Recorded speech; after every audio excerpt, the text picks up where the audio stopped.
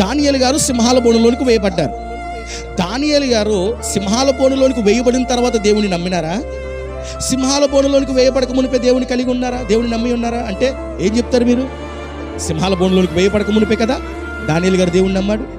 అంటే ఇప్పుడు సింహాల బోను అనే ఆపత్కాలంలోనికి దానియేలు గారు దిగినప్పుడు, ఆ భయంకరమైనటువంటి సింహాల బోనులోనికి ఆయన ప్రవేశించినప్పుడు, నిస్సహాయ పరిస్థితిలో, ఏ సహాయం లేని స్థితిలో ఆయన ఉన్నప్పుడు, ఒంటరితనంలో ఆయన ఉన్నప్పుడు, దేవుడు దానియేలుని విడిచిపెట్టాడా?